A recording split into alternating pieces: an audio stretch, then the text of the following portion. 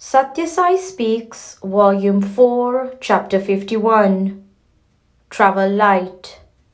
The number of those who talk pleasantly is legion, because they need only cater to the desire of man for pleasure. But the number of those who talk usefully, profitably, beneficially is small. For few know what is really useful, profitable, and beneficial for man. Most people are concerned only with the short run.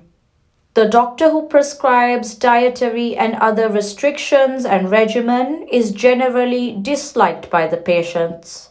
They gnash their teeth at such orders. But a doctor should ignore such responses and do his duty. He should insist on the prohibitions and preferences, even risking the consequent unpopularity. At the present time, the learned and the scholarly in every field suffer from a dire disease, namely, underdevelopment of the moral tissue.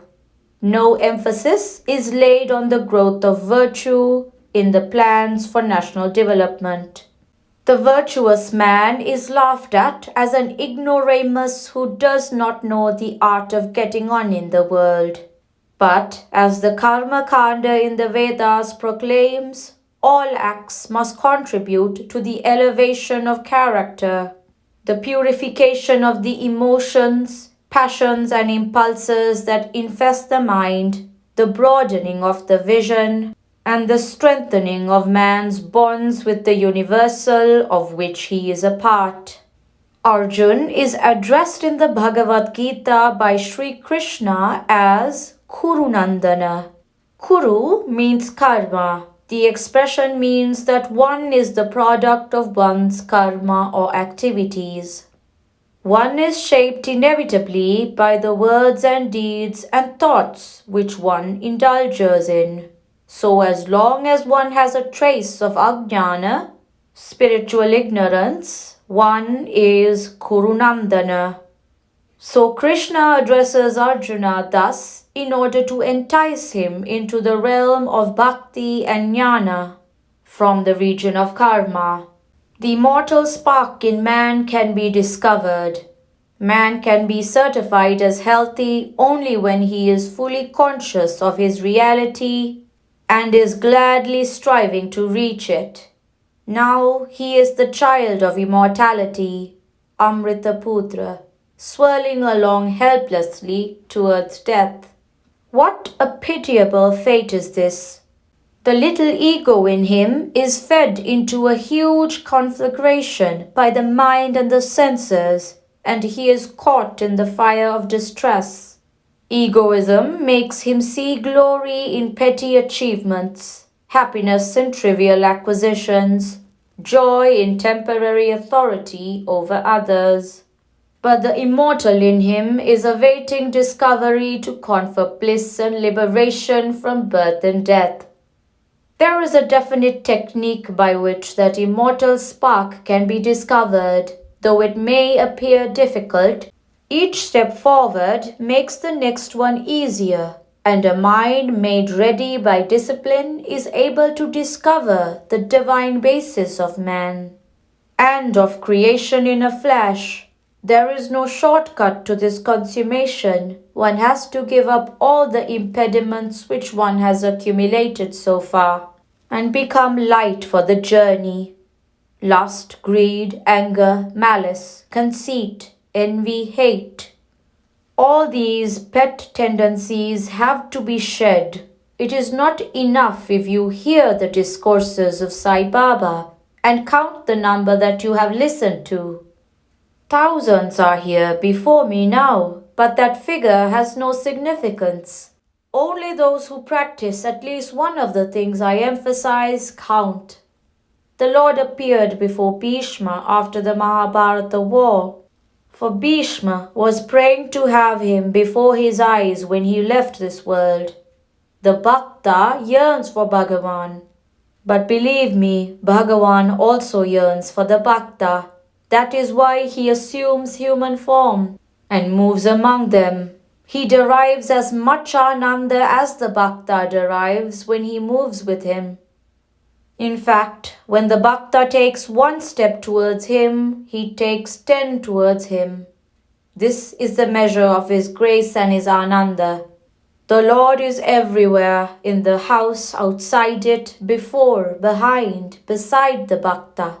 But men do not recognize him or realize the value of so recognizing him. God is the mainspring of your life. The Lord is the unseen foundation on which your life is built. He is the source, sustenance, and strength.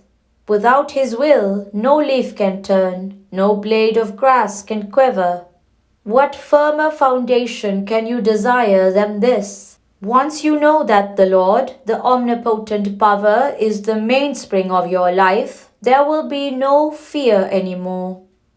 When you suspect the strength of the foundation of a house, you are afraid to enter it. When you suspect the skill of the manufacturer, you are nervous to ride in the car.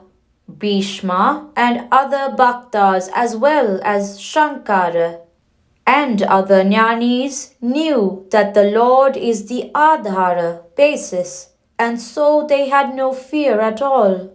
But that faith has not taken root in men today, and so this has become an age of fear and anxiety, of Ashanti, absence of peace.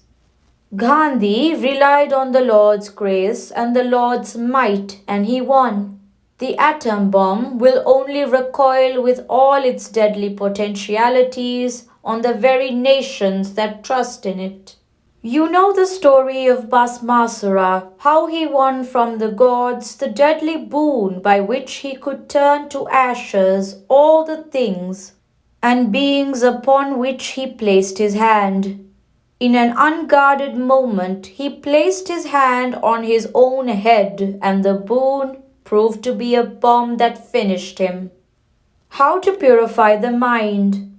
Know the Atma, which is your reality. Know that it is the same inner force of this universe. Let your intelligence penetrate into the truth.